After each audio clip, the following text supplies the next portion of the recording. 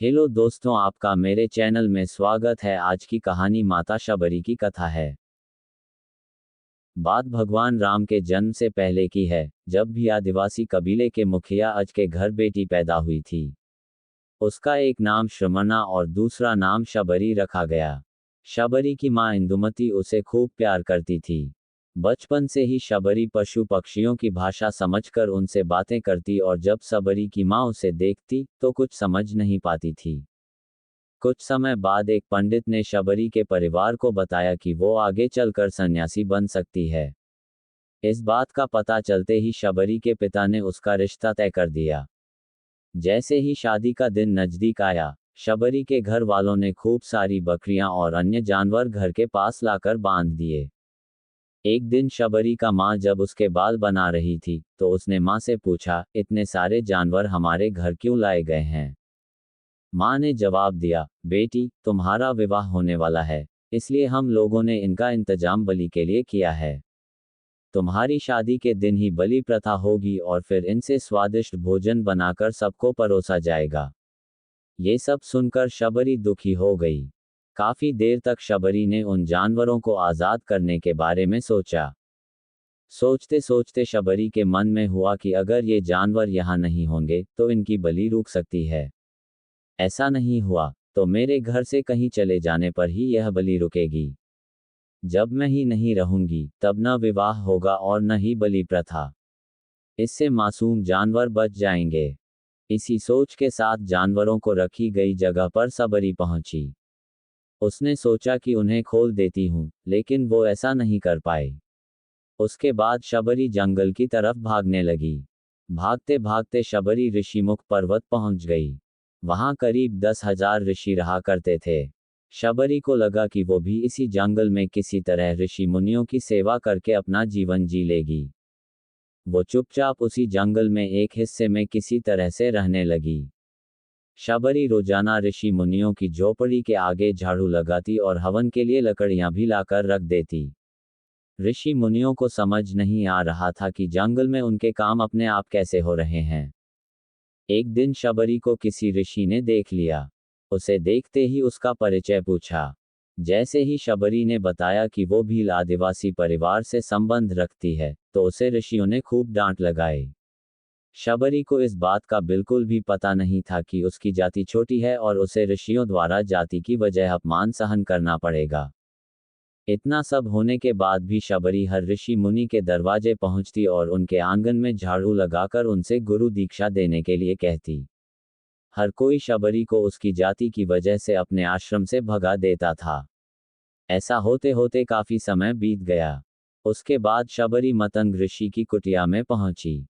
वहां पहुंचकर मतंग ऋषि को शबरी ने बताया कि वो उनसे गुरु दीक्षा लेना चाहती है। उन्होंने खुशी खुशी उसे अपने गुरुकुल में रहने दिया और भगवान से जुड़ा ज्ञान देते रहे।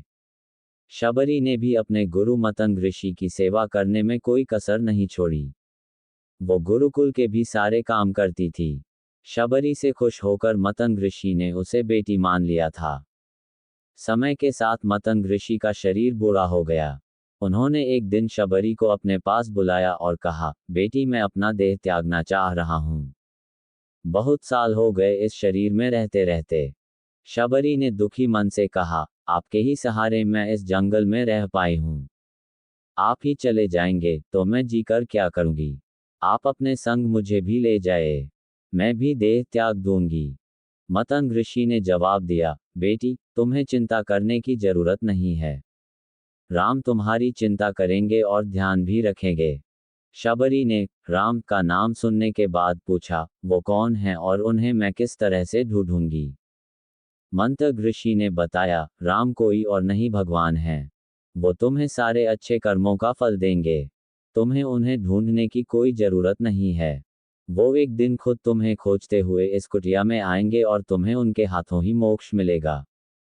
तब तक तुम इसी आश्रम में रहो। इतना कहते ही मंतग ऋषि ने अपना शरीर त्याग दिया। शबरी के मन में मंतग ऋषि के जाने के बाद से एक ही बात थी कि भगवान राम स्वयं उससे मिलने आएंगे। वो रोज भगवान राम से मिलने के लिए बाग से अच्छे अच्छे फूल लाकर पूरा आश्रम सजाती और भगवान के लिए बेर तोड़कर लाती। भगवान के लिए बेर चुनते हुए शबरी उन्हें चख लेती थी, ताकि भगवान वो सिर्फ मीठे बेर ही दे। रोजाना शबरी इसी तरह भगवान के दर्शन की आस में फूल और बेर इकट्ठा करती रहती थी।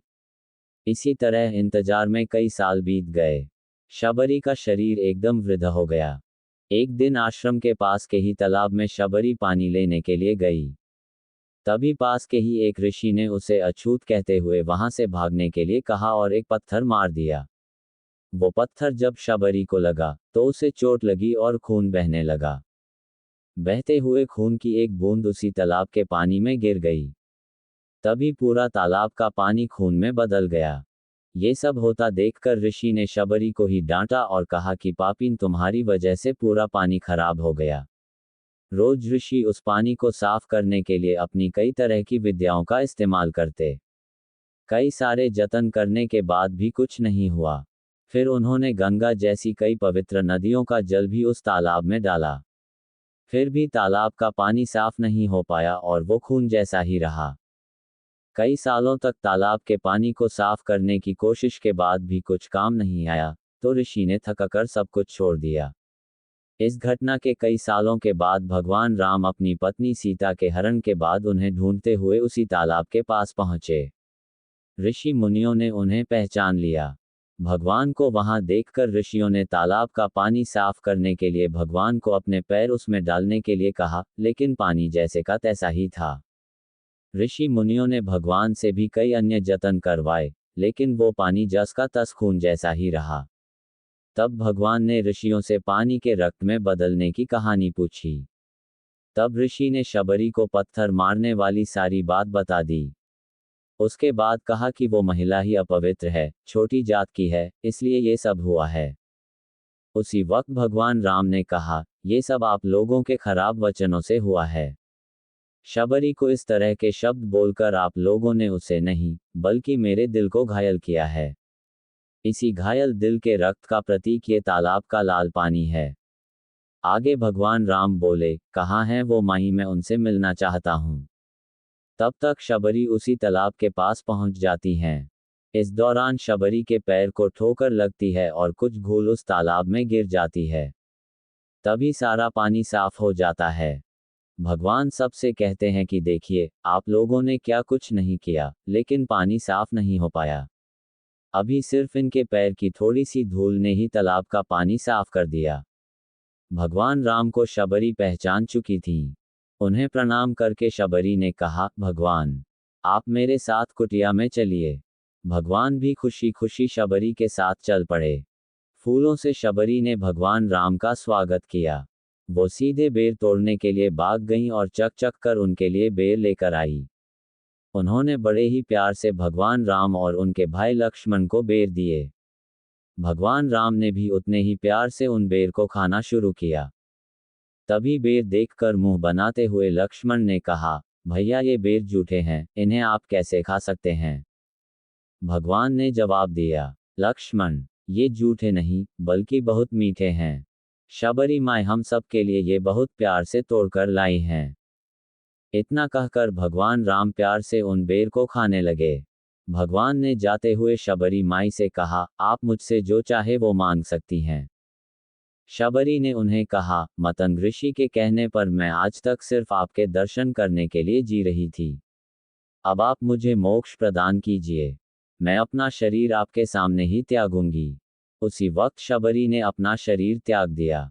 भगवान राम ने अपने हाथों से उनका अंतिम संस्कार किया और सीता माँ की खोज में आगे बढ़ गए। इस तरह से ऋषि मतंग की बात सच साबित हुई और शबरी को भगवान राम के दर्शन भी हुए। तभी से भगवान राम को शबरी के राम भी कहा जाने लगा। कहानी से सीख, सच्ची श्रद्धा हो तो भगवान के दर्शन जरूर होते हैं।